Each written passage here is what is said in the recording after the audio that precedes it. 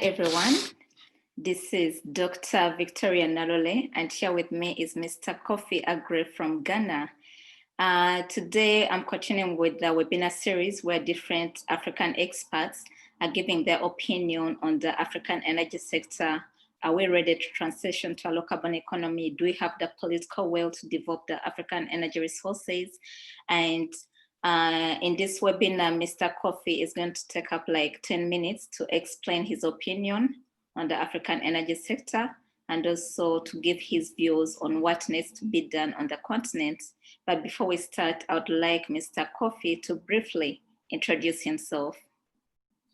Hello, thank you very much, Dr. Victoria Nalule. My name is Kofi Aggrey. I'm a geoscientist with over 5 years working experience as a monitoring evaluation officer at the Minerals Commission of Ghana.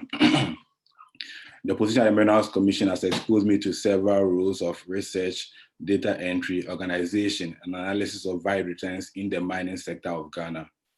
I have been actively involved in reporting on the performance of mineral exploration companies and maybe to a certain extent quarry companies for policy-making decisions. I'm currently a student at the Center for Energy, Petroleum, Mineral Law and Policy at the University of Dundee, pursuing a postgraduate degree in international mineral resource management. My interests span across the field of mineral resource policy and economics, mineral petroleum taxation, revenue management and governance, the circular economy and sustainability issues. I'm also quite interested in things surrounding the structure and documenting of international mineral transactions, because even though I'm not a lawyer, I believe that being able to observe certain minute details is quite important to be able to ensure that contracts that are signed or negotiated are done right and done well. Thank you. All right. Thank you very much for the introduction. So we want to continue with your opinion with respect to the African energy sector. And I will just read it out briefly. Okay. Yes.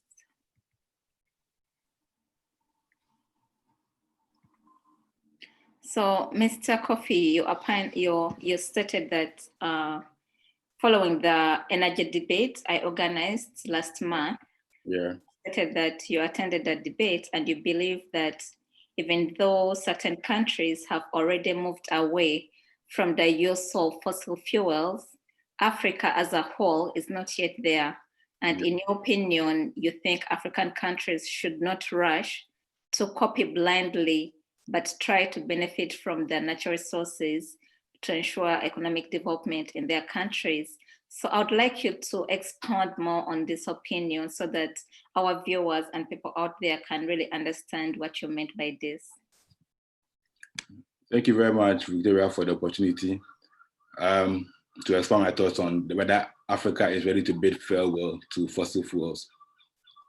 Change or transition from one thing to the other, in my opinion, is normally as a result of two things.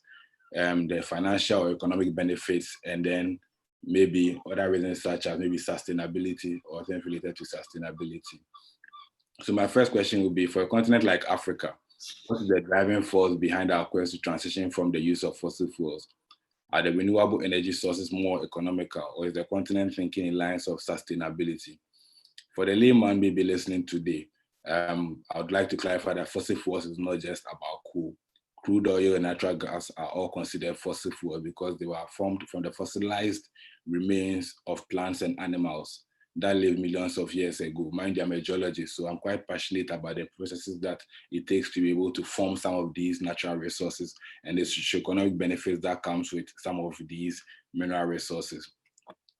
Now, the first major energy transition started in the UK, where the transition occurred from the move of wood to fossil fuels. And this happened during the Industrial Revolution as a result of urbanization, business, technological innovations, and the discovery of the major fossil fuel reserves. The transition began somewhere around the 1700s and then continued for about 400 years. However, the transition occurred at different rates in different sectors. The initial driving force behind the transition was a result of the high labor cost associated with the industry of the wood industry, increasing scarcity of regional wood supplies, and difficulty in shipping wood as a result of energy density. And then also there were rapid growth of that the time that cities such as London, Birmingham, and Liverpool started industrializing. So there was a need for fuels and to be able to help with urbanization. Now, when we come to Africa, I won't say I'm an authority on the whole of Africa, but at least I've traveled to 2 countries, and based on my experience in Ghana, I don't think I would say that we are. I'll still stand by my point as to whether we are ready. Are we ready to move away from fossil fuels? I'll say no. Ghana, for instance, just discovered oil about a decade ago, and we've just managed to put in the necessary structures in terms of fiscal structures and legal structures to be able to ensure that we derive the maximum benefit or revenue from the industry. In other African countries that produce oil, I don't think they're also facing issues such as high labor costs and resource scarcity, which are the driving force between the transition from wood to fossil fuels. Issues being faced in most African countries would be in relation to revenue maximization, in my opinion, and the drive to urbanization, maybe to start developing from the industry. I won't deny that climate change and other issues of sustainability are quite important right now. And there are also issues of demand and supply in relation to the fossil fuel industry. However, after several years of producing such a huge percentage of these resources, I don't think Africa has anything to show for it. About 14% of China alone's oil imports came from Angola alone. That's in the year 2013. In my opinion, what we need right now is the fact that, okay, we've decided that we want to transition to the renewables. So within that time frame, what is it that we want to do? What strategies are we putting in place to be able to ensure that within the time that we have decided to move, what are we benefiting? How do we ensure that, okay, by the time we get to the renewable stage, this time Africa is not just going to be a follower of the trend, but actually also going to take the forefront in terms of ensuring that we also push the renewable energy industry forward. Now let's talk about a little about the renewable energy sector. Finances are currently being invested into the sector, and the sector is going to hinge on minerals that have certain unique and specific chemical and physical properties. Also, the availability of most of these materials is uncertain due to their locational whereabouts and apparent vulnerability due to supply disruptions. However, a country such as the DRC currently holds the world's largest reserve of cobalt and copper, which is part of the resources going to drive the non-renewable age. How does countries such as Nigeria that produce oil and gas be able to leverage their resources from other ones such as the DRC? There should be some form of partnership that should start going on. In my opinion, what's the name? Let's say Nigeria can exchange with what's the name? DRC or Zambia, which are major producing critical minerals industries. And even though as of now these things have not been put in place, there can be a plan as to where we are going to. Many of the critical minerals are not directly mined, but are recovered during smelting or refining of the host rock, and means that these are byproducts. So it means that, and I think I also realize is that the mining industry is what is actually one of the major consumers of fossil fuels. We currently in Africa have most of the resources. So then how do we ensure that the fossil fuels within the time of the transition, we're actually able to power our mining industry to be able to generate the most of the resources, to be able to actually, based on the critical minerals that we mined, store it, or decide that we are also going to lead the renewable energy age, decide to build our capacity to be able to decide that, okay, most of these, let's say batteries or other metals that are going to be used in the renewable energy industry is actually going to come from Africa. China is not only a big user and exporter of minerals, it's also one of the biggest mining countries. In 2018 alone, China excavated almost more than 4.1 billion metric tons of fossil fuels and iron. I believe in green mining. I believe in the circular mining economy. I believe in sustainability, and that renewable energy is the way to go. But as of now, I just think that it is time that before Africa decides that we are going to move to a renewable energy age, let us sit back, decide that, okay, we have this amount of time, let's say 20, 30 years for the full transition to be able to take effect. Within that 20, 30 years, what are we going to do? What strategies are we putting in place? What partnerships are we putting in place to ensure that Africans, the whole African continent develops and do not leave each other behind. And that's the angle that I'm coming from in relation to the fact that I don't think we are ready. I think there are still more things that need to go into actually ensuring that we actually benefit from the renewable energy instead of just moving away from the fossil fuels. Thank you. Okay, thank you very much, Kofi. Thank you very much, Kofi. And I've liked your points with respect to the fact that we are all at different stages, and African countries shouldn't just move blindly to transition or copy what other countries are doing. But however, it's not an issue of being fair, but rather being prepared. Because we're saying right now, even though me myself, I'm a strong supporter of the continued role of continued use of fossil fuels on the African continent. But however, we are seeing lots of challenges, especially with respect to investments and finances in these fossil fuels. And now, for instance, just 2 months back, the Norwegian fund, they had to cut funding for fossil fuel projects. And also we've seen the European Development Bank, they're cutting down funding on fossil fuel projects. So for African countries, whether we like it or not, we know we're not ready to transition, but remember energy projects are capital intensive. We're mostly relying on foreign investors. And if funding is being cut down, then that means even the development of fossil fuels on the African continent will be negatively impacted. So I liked your issue about African countries coming together or cooperating to ensure that they develop their fossil fuel sector. And I would like you to expand on that issue, given the current developments globally on climate change and also the cutting down on funding and finances for fossil fuel projects. So in financial terms or in economic terms, how can African countries come together to ensure that they continue to finance the fossil fuel projects, even though the international community is saying we have to cut down funding, but how can African countries stand as one to continue utilizing the resources given the global move to transition? Thank you very much, Victoria. The funding is actually being cut down recently, which is true, but it hasn't been stopped completely. That's what I'm saying that, if you look at by the year 2030, it is estimated that 33% of vehicles would have to be electric vehicles. It means that even as much as worldwide, international organizations know that by a certain time frame, we should move to a renewable age. They have admitted that by that time frame, certain things should be put in place and the transition should be gradual. So now when we come back to Africa,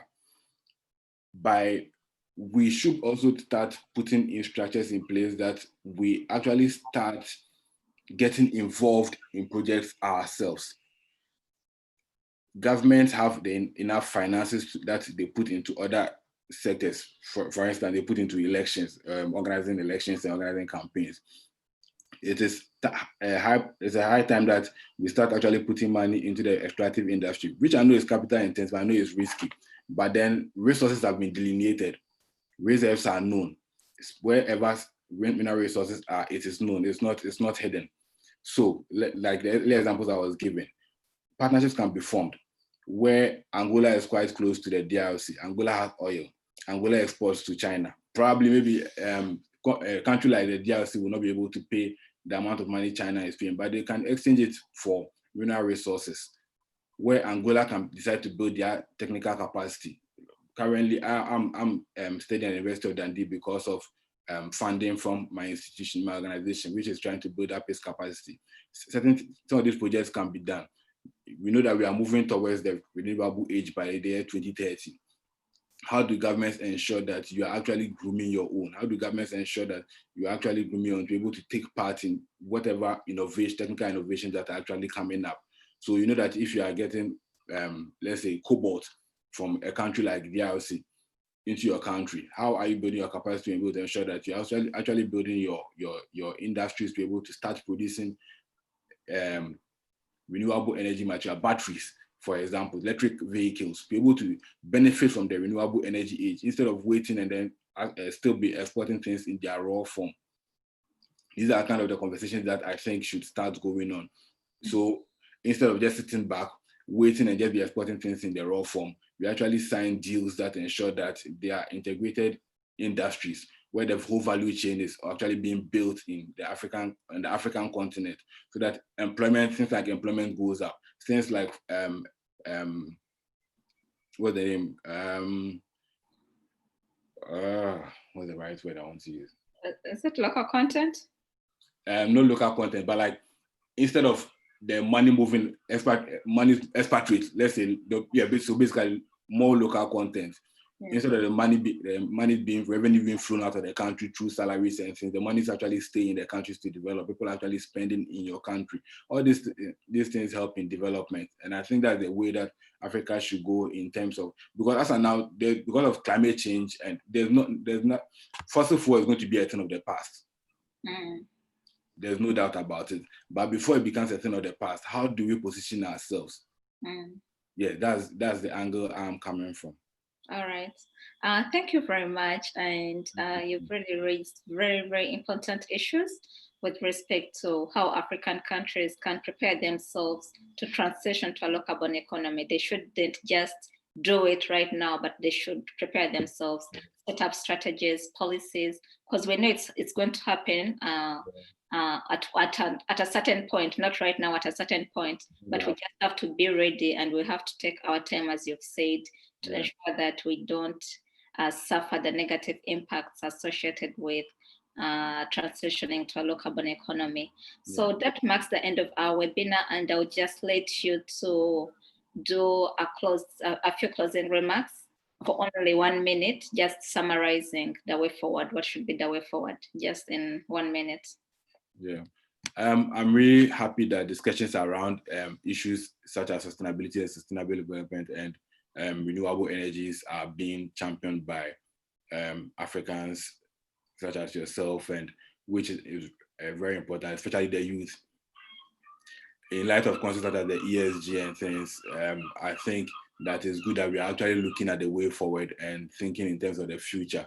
And if we continue in that way and actually move away from just continue with the discussions, but actually start putting the necessary structures, I think Africa is going to start developing or actually derive the maximum revenue from our extractive industry. And I think that's the way to go, and we should just keep at it. Thank you.